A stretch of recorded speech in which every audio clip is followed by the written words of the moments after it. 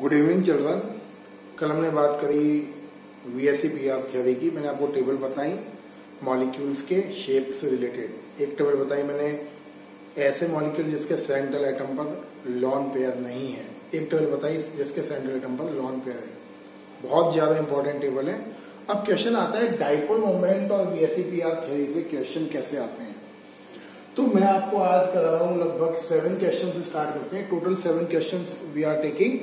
ये कुछ क्वेश्चन प्रदीप के हैं, कुछ क्वेश्चन आपके NCERT के हैं। जैसे क्वेश्चन नंबर 1 देखिए, आप क्या बोल रहा है, SO2 का जो मॉलिक्यूल है उसका बॉन्ड एंगल 119.5 डिग्री है, बट BF3 का बॉन्ड एंगल 120 डिग्री है।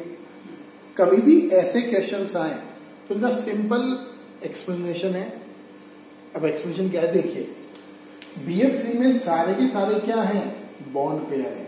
मतलब bond pair bond pair bond pair, मतलब B के सारे इलेक्ट्रॉन बॉन्ड फॉर्मेशन में इन्वॉल्व हैं। तो यहाँ जो इलेक्ट्रॉनिक रिपल्शन होगा वो कौन सा होगा, बॉन्ड पेयर रिपल्शन। लेकिन SO2 में देखें तो SO2 में क्या है, SO2 2 कोवलेंट बॉन्ड बनाने के बाद भी उसके पास लॉन पेयर है। सही है, ये लॉन पेयर ये बॉन्ड पेयर। तो यहाँ कौन सा रिपल्शन होगा, एक होगा लॉन पेयर बॉन्ड पेयर, एक होगा बॉन्ड पेयर बॉन्ड पेयर, इसके बीच में। तो आप क्या लिखोगे, SO2 मॉलिक्यूल में 2 टाइप का इलेक्ट्रॉनिक रिपल्शन है। कौन सा रिपल्शन है, lone pair bond pair bond pair bond pair. But BF3 के मॉलिक्यूल में ओनली बॉन्ड पेयर रिपल्शन है। मीनिंग SO2 में इलेक्ट्रॉनिक रिपल्शन की वैल्यू ज्यादा है, इसलिए SO2 का बॉन्ड एंगल 119.5 होता है, बट BF3 का बॉन्ड एंगल 120 होता है। अगर कभी भी क्वेश्चन आपके शेप के ऊपर आए कि अमोनिया का शेप अमोनिया का शेप पिरामिडल है बट मीथेन का शेप टेट्राहेड्रल है, तो आपको कुछ नहीं करना है, अमोनिया और मीथेन का डायग्राम बना लेना, फिर देख लेना किसके पास लॉन पेयर है, किसके पास कौन कौन से पेयर है, आपको फटाफट आंसर मिल जाएगा। ऐसे ही लिखना है आपको एग्जाम में। क्वेश्चन नंबर 2, H2SO4 का शेप क्या है। तो सबसे पहले बना के देख लो। सल्फर है, सल्फर के आउटरमोस्ट शेल में 6 इलेक्ट्रॉन होते हैं। अब तो आ ही गया है, चैप्टर एंड पर आ रहा है, तो अब क्या बनाओगे डायग्राम, OH, सबसे पहले OH बना लो, OH। अब 2 ऑक्सीजन बचा हुआ है, क्लियर बेटा। तो 2 ऑक्सीजन बॉन्ड बनाएगा इस तरीके से, ये H2SO4 डबल बॉन्ड। ये सुपर ऑक्टेट मॉलिक्यूल है। सुपर ऑक्टेट क्यों है, सल्फर के देखो आप कितने बॉन्ड हो गए, 1 2 3 4 5 6, मतलब सल्फर के 6 इलेक्ट्रॉन्स ने क्या करा है, 6 कोवलेंट बॉन्ड्स फॉर्म करे हैं। सुपर ऑक्टेट क्यों है, अब गिनो, 1 2 3 4 5 6 7 8 9 10 11 12, टोटल कितने हो गए, 12 इलेक्ट्रॉन अराउंड ऑफ सल्फर। अब कितने बॉन्ड है H2SO4 में, 1 2 3 4। क्यों, क्योंकि VSEPR थ्योरी चाहे डबल बॉन्ड हो, चाहे ट्रिपल बॉन्ड हो, चाहे सिंगल बॉन्ड हो, उसको एक ही बॉन्ड काउंट करती है। तो टोटल बॉन्ड कितने हुए, 1 2 3 4। और 4th बॉन्ड कौन सी ज्योमेट्री को बिलोंग करता है, वो ज्योमेट्री आपकी AB4। तो शेप कैसा हो जाएगा, शेप हो जाएगा टेट्राहेड्रल। सही है। अगेन देखो क्वेश्चन, हटाता हूं थोड़ा सा। तो क्वेश्चन में आपको सारे NCERT के और प्रेशर के भी मैं आपको बोर्ड पर ही करा रहा हूं ताकि दिक्कत नहीं आएगी। देखिए, CO2 का शेप लीनियर है लेकिन H2O का शेप बेंट है। सुन लो ध्यान से बेटा, CO2 का शेप लीनियर है, पूछेगा कैसे आपसे, वो बोलेगा CO2 के पास भी 3 एटम है, H2O के पास भी 3 एटम है, लेकिन CO2 का शेप लीनियर है बट H2O का शेप बेंट है। Explain on the basis of dipole moment. ये आप एक्सप्लेन करिए डाइपोल मोमेंट के बेस पर। ये एक्चुअल में हॉट्स में बताइए, आपके NCERT का है और हॉट्स की कैटेगरी में क्या पूछ रहा है, एक्सप्लेन करिए डाइपोल मोमेंट के बेस पर। अगर वो डाइपोल मोमेंट के बेस पर नहीं पूछता तो हम सिंपल क्या लिखते हैं, ऐसे C double bond O C double bond O। सही है। और H2O कैसे लिखते हैं, ये H ये लॉन पेयर। सही है बेटा। अगर ये डाइपोल मोमेंट के बेस पर क्वेश्चन नहीं पूछता तो हम क्या सिंपल लिखते हैं, इसमें C के आउटरमोस्ट शेल में लॉन पेयर है नहीं, ये बॉन्ड पेयर, तो हम क्या लिखते हैं CO2 में बॉन्ड पेयर रिपल्शन होता है, दैट्स ऑल। दूसरा, CO2 में क्या होता है? Bond pair repulsion. Got it? एक और, ये जो ऑक्सीजन के इलेक्ट्रॉन्स हैं ये भी रिपल्शन करते हैं आपस में। ओके, ऑक्सीजन के इलेक्ट्रॉन्स ऑल्सो डू रिपल्शन। यहां क्या है वाटर में? वाटर में क्या है? बॉन्ड पेयर रिपल्शन है, लोन पेयर रिपल्शन है, lone pair bond pair repulsion है। तीनों तरह के रिपल्शन है। यहां रिपल्शन की वैल्यू इससे अलग है, इसलिए इनका शेप डिफरेंट है। लेकिन वो पूछ क्या रहा है? आपको डाइपोल मोमेंट के बेस पर आंसर देना है। तो डाइपोल मोमेंट में आप कैसे लिखोगे? ऑक्सीजन बहुत इलेक्ट्रोनेगेटिव होता है तो ये एरो का साइन, ये एरो का साइन। H2O में O ज्यादा इलेक्ट्रोनेगेटिव है, ये एरो के साइन। तो आप क्या बोलोगे? इन CO2 molecule carbon oxygen dipole moment both are in opposite direction, they cancel out each other. But in H2O molecule, OH bond dipole moment not in opposite direction, they do not cancel out each other. That's why shape of water molecule bent, but shape of CO2 molecule is linear. ध्यान रखना, ये आने वाले question हैं, ये आएंगे पक्का। ये देखिए नेक्स्ट क्वेश्चन, ये क्वेश्चन आप ये दे रहा हूं बाद में। BeH2 मॉलिक्यूल का डाइपोल मोमेंट 0 क्यों होता है? पहले भी कराया मैंने, एक बार और देख लो। क्यों होता है डाइपोल मोमेंट 0? देखो क्या डायरेक्शन, आगे आंसर समझ में। 2BeH बॉन्ड का डाइपोल मोमेंट एक दूसरे के अपोजिट डायरेक्शन है, so they cancel out each other, that's why dipole moment का वैल्यू 0। अगला देखो, NH3 एंड NF3 दोनों में से किसका डाइपोल मोमेंट ज्यादा होगा? ये तो करा हुआ है हमने। किसका ज्यादा होगा? ज्यादा होगा NH3 का। क्यों ज्यादा होगा? बिकॉज N और H का इलेक्ट्रोनेगेटिविटी डिफरेंस ज्यादा है, जबकि N और F का, फ्लोरीन का इलेक्ट्रोनेगेटिविटी डिफरेंस कम है। तो इलेक्ट्रोनेगेटिव डिफरेंस भी क्या करता है? अपना रोल प्ले करता है डाइपोल मोमेंट को डिसाइड करने में। जिन 2 एटम्स का डाइपोल मोमेंट इलेक्ट्रोनेगेटिव डिफरेंस ज्यादा होता है उनका डाइपोल मोमेंट भी ज्यादा होता है, और जिन 2 एटम्स के इलेक्ट्रोनेगेटिविटी का डिफरेंस कम होता है उसका डाइपोल मोमेंट भी कम होता है। ये करा हुआ क्वेश्चन, सेम करा हुआ है। यहां देखिए, अब जैसे क्वेश्चन आ गया, NH3 ट्राइगोनल है, CH4 टेट्राहेड्रल है। पहले डायग्राम देखो, थोड़ा अलग तरीके से पूछेगा इसको। देखिए ये लो CH4, ये आपसे ऐसे ही पूछेगा बेटा। NH3 और CH4 दोनों का हाइब्रिडाइजेशन sp3 है, बताया मैंने दोनों आपको। NH3 और CH4 दोनों का हाइब्रिडाइजेशन sp3 है। sp3 क्यों है? जिस मॉलिक्यूल में 4 बॉन्ड होते हैं उसमें 1s orbital and 3p orbital participate in bond formation. अब आप देखो, अगर ये लॉन पेयर है तो लॉन पेयर को भी हम बॉन्ड काउंट करते हैं, तो कितने बॉन्ड हो गए? 1 2 3 4। तो अगर आपके पास यहाँ 4 बॉन्ड है तो यहाँ भी 4 बॉन्ड काउंट होंगे, 1 2 3 4। तो हाइब्रिडाइजेशन क्या होगा? sp3। तो क्वेश्चन ये है, अमोनिया और methane both are having sp3 hybridization, but methane का शेप है टेट्राहेड्रल और अमोनिया का शेप है ट्राइगोनल पिरामिडल। क्यों? वही आंसर, ये bond pair bond pair bond pair bond pair, कोई अनपेयर इलेक्ट्रॉन नहीं। तो आप क्या बोलोगे? Methane carry lone pair repulsion, जबकि अमोनिया में क्या है? ये लॉन बॉन्ड पेयर आएगा, कई बार नीचे निकल जाता है। देखिए ये क्या है? Bond pair. तो यहाँ कौन कौन सा रिपल्शन है? लोन पेयर बॉन्ड पेयर, ये भी बॉन्ड पेयर है, ये भी बॉन्ड पेयर है, और कौन सा रिपल्शन है? Bond pair bond pair. तो आप क्या बोलोगे? In ammonia molecule 2 type of inter electronic repulsion present, lone pair bond pair bond pair bond pair, but in methane molecule only bond pair repulsion present. That's why the shape of both the molecules are different. आगे देखिए, ये question देखो, मजेदार question है। How does the shape of a molecule decided? किसी molecule का shape कैसे decide होता है?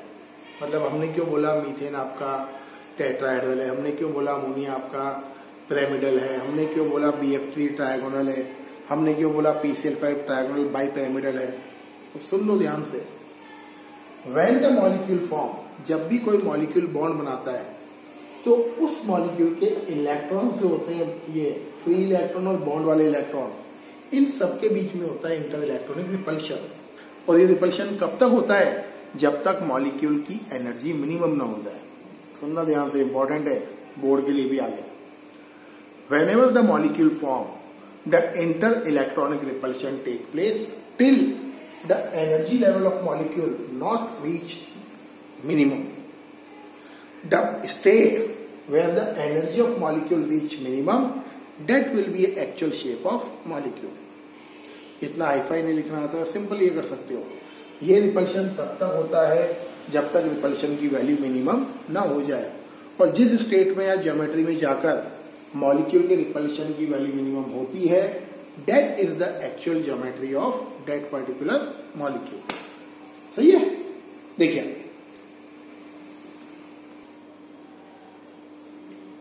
देखिए बेटा, आपके बॉन्ड फॉर्मेशन की सेकंड थ्योरी है वीबी थ्योरी, वैलेंस बैंड थ्योरी। इतनी ज्यादा इंपॉर्टेंट थ्योरी नहीं है, तो मतलब पढ़ना टाइम पास के लिए है। सबसे इंपॉर्टेंट है VSEPR, और अभी पढ़ोगे इसके बाद। देखिए, अब आपने पढ़ा VSEPR थ्योरी, उसकी प्रॉब्लम क्या है? सही, एडवांटेज क्या है, प्रॉब्लम क्या है, दोनों बताता हूं मैं, है ना। पहले VSEPR थ्योरी की बात करते हैं। Advantage, it give us idea about the shape of molecule. ये शेप बताती है मॉलिक्यूल का कि कौन सा मॉलिक्यूल कौन सा किस शेप का होगा।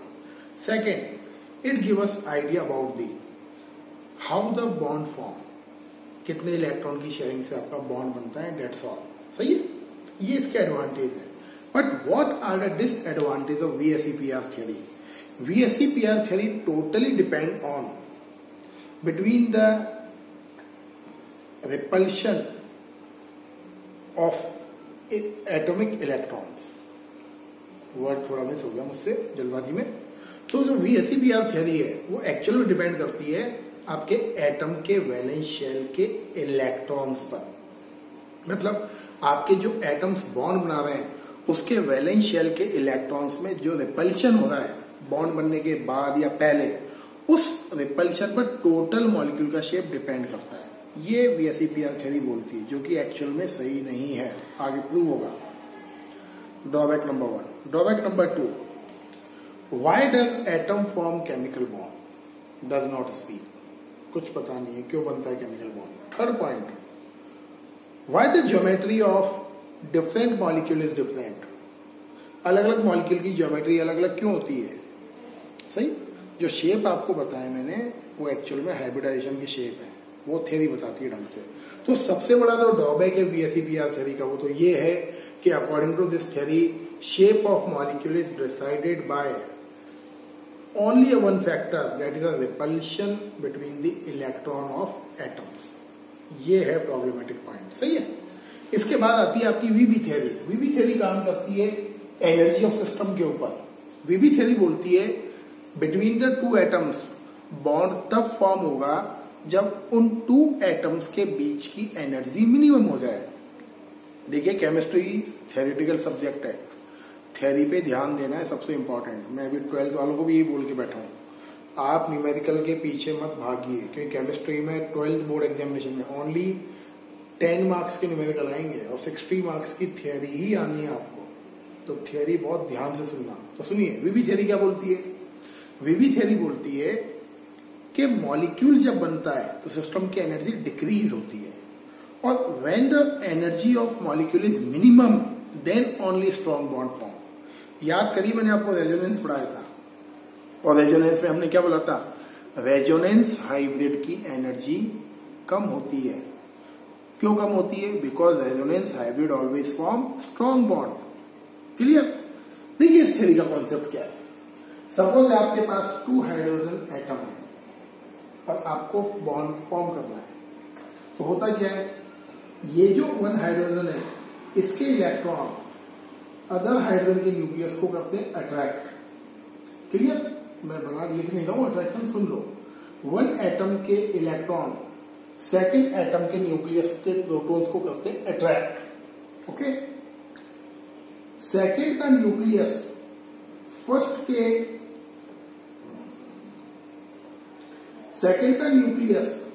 न्यूक्लियस को करता है रिपल्शन। ओके, ये इलेक्ट्रॉन भी करते हैं रिपल्शन। तो कॉन्सेप्ट ये है, when the two atom come close then between their nucleus and electron repulsion and attraction both the work. सही है। In the case where the chemical bond form, if the value of inter electronic attraction is higher, जब बॉन्ड बनता है अगर two atoms के बीच में attraction की वैल्यू ज्यादा है, then only a chemical bond form. सुनो भाई बात ध्यान से, अगर टू एटम एक दूसरे के पास आ रहे हैं, अगर उन टू एटम्स के बीच में रिपल्शन की वैल्यू ज्यादा है तो बॉन्ड नहीं बनेगा, अट्रैक्शन की वैल्यू ज्यादा है तो केमिकल बॉन्ड फॉर्म होता है। याद करिए फर्स्ट पेज पर आपको यही लिखा हुआ है, force of attraction between two atom is called chemical bond. इस थ्योरी का पॉइंट है। देखिए, तो when the between two atoms force of attraction is dominant, then only a chemical bond form. And when the chemical bond form, energy of system का मतलब है molecule. When the chemical bond form, energy of system or a molecule is minimum. सही है। ये points है आपकी वीवी theory के। कहाँ काम आएगी? कहीं काम नहीं आएगी। ना आपके 11th में ज्यादा काम है इसका, ना आपके 12th में। इतना सा ये वीवी थियरी ज्यादा नहीं है। देखिए कैसे बॉन्ड बनता है। देखिए फॉर्मेशन ऑफ H2 मॉलिक्यूल, ये मैंने ग्राफ ड्रॉ करा H2 मॉलिक्यूल के फॉर्मेशन में पोटेंशियल एनर्जी और इंटर एटॉमिक डिस्टेंस पर। ये ग्राफ ऐसे है बेटा, पहली बात तो ये समझना, इस तरह से रीड करना है ग्राफ। सपोज आपके पास टू हाइड्रोजन एटम है जो भी एक दूसरे से दूर है, क्या होगा? Suppose force of attraction is dominant, force of attraction dominant है तो हाइड्रोजन एटम एक दूसरे के पास आएंगे, और जैसे जैसे हाइड्रोजन एटम एक दूसरे के पास आएंगे एनर्जी ऑफ सिस्टम डिक्रीज, ये एनर्जी देखो कम हो रही है, ये एनर्जी ऐसे है बेटा ये ग्राफ, इस तरीके से ग्राफ है। कई लोग तो रीड करना नहीं आता है कई बच्चों को, तो ये ग्राफ कैसे है? यहां से इस तरीके से है। तो as the hydrogen atom come close to each other, then the energy of system decrease as the value of energy reach minimum, in that case the bond formation take place. जिस लेवल पर जाकर to hydrogen atom के बीच की energy minimum हो जाती है, उस case में बनता है आपका बॉन्ड। सही है। तो मिनिमम एनर्जी लेवल में बॉन्ड बनता है बेटा। सही। अब ये क्यों होना चाहिए minimum energy level? Higher stable molecule के लिए energy should be minimum. Clear? अब देखो एक और चीज इंपॉर्टेंट, बॉन्ड बन गया, ये टू हाइड्रोजन एटम है, we cannot compress further the two atom when once the bond form। अगर एक बार मॉलिक्यूल में बॉन्ड फॉर्म हो गया तो आप उससे ज्यादा मॉलिक्यूल को और ज्यादा कंप्रेस नहीं कर सकते हैं। जैसे ये हाइड्रोजन एटम के बीच में बॉन्ड बन गया और आप कहें मैं हाइड्रोजन एटम को और ज्यादा क्लोज लाऊंगा, we can not bring. If we try to bring the atoms close further, then force of repulsion will be dominate. यानी बॉन्ड बनने के बाद, एक बार बॉन्ड बन गया मॉलिक्यूल में, तो आप उस बॉन्ड से और ज्यादा छोटा बॉन्ड क्रिएट नहीं कर सकते।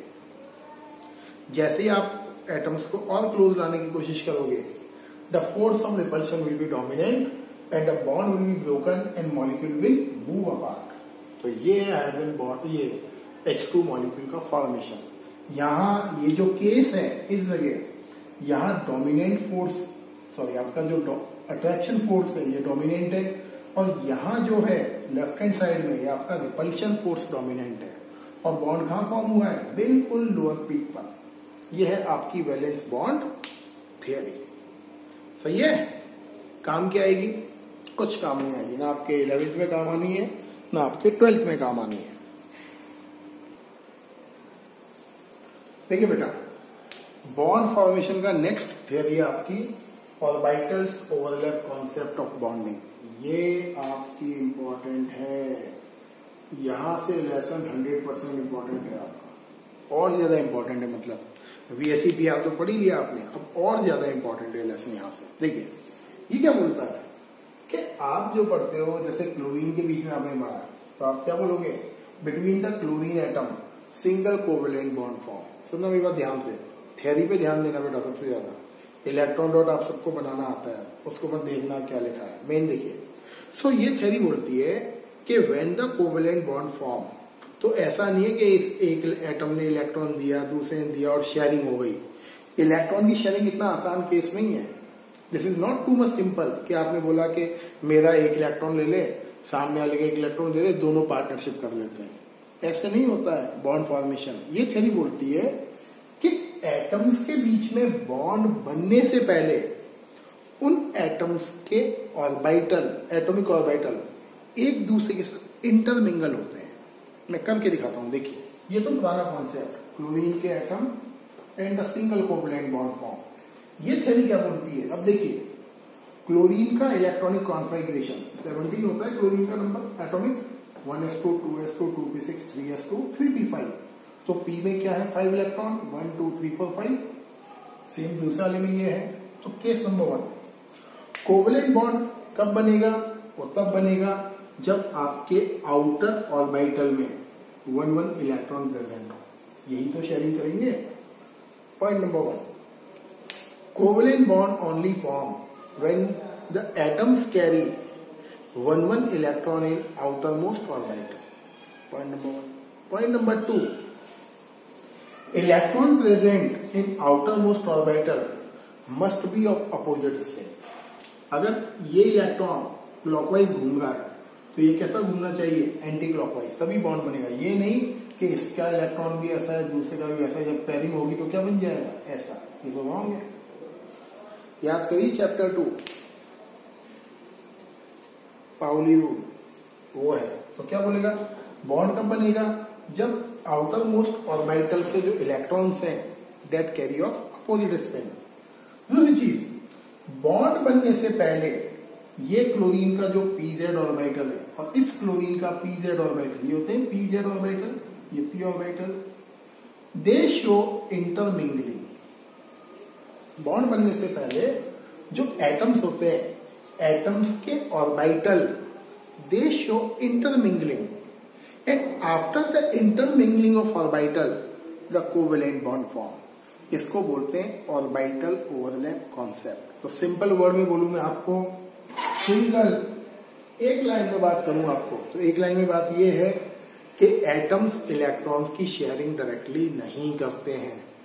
इलेक्ट्रॉन्स की शेयरिंग होने से पहले एटम अपने ऑर्बिटल को एक दूसरे में मिक्स करते हैं, और after the mixing of orbital in atom then electron का शेयरिंग टेक प्लेस। सही है।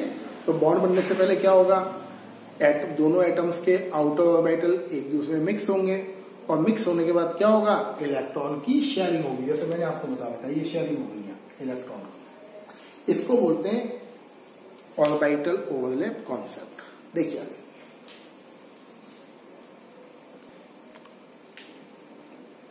देखिए बेटा, आज का लास्ट टॉपिक, एटॉमिक ऑर्बिटल्स की ओवरलैपिंग कितने टाइप की होती है ना।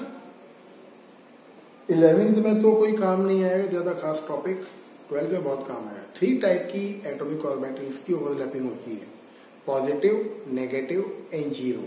जब बॉन्ड बनता है तो बॉन्ड केवल एक ही कंडीशन में बनेगा, वो है पॉजिटिव ओवरलैपिंग। सही है।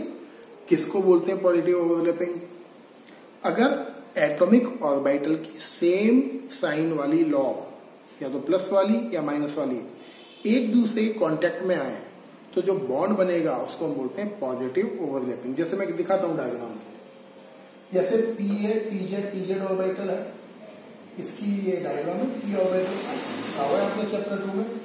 इसकी प्लस साइन और प्लस साइन की लॉ एक दूसरे के पास आकर बॉन्ड बनाती है, तो इसको बोलते हैं पॉजिटिव ओवरलैपिंग। एक पी ऑर्बिटल, एक एस ऑर्बिटल, दोनों की सेम साइन वाली लॉ, कोवेलेंट बॉन्ड। अगर P orbital head on head आए, ये देख लो बेटा ध्यान से इसको डायग्राम में, if the orbitals comes head on head, एक ऑर्बिटल का हेड और दूसरे ऑर्बिटल का हेड, दोनों हिट करें एक दूसरे को, इससे जो कोवेलेंट बॉन्ड बनता है उसको बोलते हैं सिग्मा बॉन्ड। 2 टाइप के कोवेलेंट बॉन्ड होते हैं, sigma bond and pi bond. तो सिग्मा बॉन्ड कब बनेगा, जब ऑर्बिटल्स का हेड और हेड हिट करेगा। अगर ऑर्बिटल साइड में पैरेलल आए दूसरे के, ऑर्बिटल्स ऐसे आए इस तरीके से, ऐसे हेड ऑन हेड आएंगे तो क्या बनेगा? सिग्मा बॉन्ड, ये स्ट्रॉन्ग बॉन्ड होता है। ऐसे ऑर्बिटल आए तो क्या बनेगा? Pi bond. देखिए ये 2p orbital same law, 2p orbital same law, क्या बना आपका? Pi bond. px और py हमेशा बनाते हैं पाई बॉन्ड, pz हमेशा बनाएगा सिग्मा बॉन्ड, ध्यान रखना है। आगे देखिए नेगेटिव, वही डायग्राम है बट यहाँ क्या है? प्लस लॉग और इसका क्या है? Minus lobe. If the two orbital come to each other, but एक ऑर्बिटल का प्लस वाला लॉग और दूसरे वाले ऑर्बिटल का माइनस वाला lobe come close, then such kind of overlapping is called negative overlapping, and due to this negative overlapping no bond formation take place। तो यहाँ कोई बॉन्ड नहीं है, देखो इसका माइनस, इस वाले का प्लस, इसका प्लस, दूसरे वाले का minus, no bond formation. Zero किसको बोलोगे? जीरो में प्रॉपर सिमेट्री में ना हो। अब देखो ये p ऑर्बिटल है, ये s ऑर्बिटल है, आना चाहिए इसको इसके सामने, आकार है बिल्कुल सेंटर में, सेंटर में आना है तो बॉन्ड कहाँ बनाएगा? So no bond formation take place. ये 2p ऑर्बिटल्स एक दूसरे के पास आना चाहिए, हो क्या रहा है? एक दूसरे से दूर जा रहे हैं, तो इसको बोलते हैं जीरो ओवरलैपिंग। तो जीरो में आप क्या लिखोगे? When the two orbital come close but non directional, not on proper symmetry, और they are moving apart from each other, then such kind of overlapping is called zero overlapping। अगर short में बोलूं, हमारे काम का केवल पॉजिटिव वाला है जिससे बॉन्ड बनेगा। क्लियर है? तो सिंपल ध्यान रखना, प्लस वाले को, प्लस वाला इंपॉर्टेंट है, नेगेटिव और जीरो को भूल जाइए, नहीं आएगा वो। मेन देखो प्लस में px से क्या बनेगा? Sigma bond. pz और s से क्या बनेगा? Sigma bond. px के पैरेलल क्या बनेगा? पैरेलल ओवरलैपिंग से। और px py की पैरेलल ओवरलैपिंग से क्या बनेगा? Pi bond. तो पॉजिटिव वाला ही इंपॉर्टेंट है, बाकी पे ध्यान मत दीजिए। सही है? तो आज के लिए सफिशिएंट है, इसको देखिए टाइम से और नोट्स को रीड करिए। Thank you and have a nice day.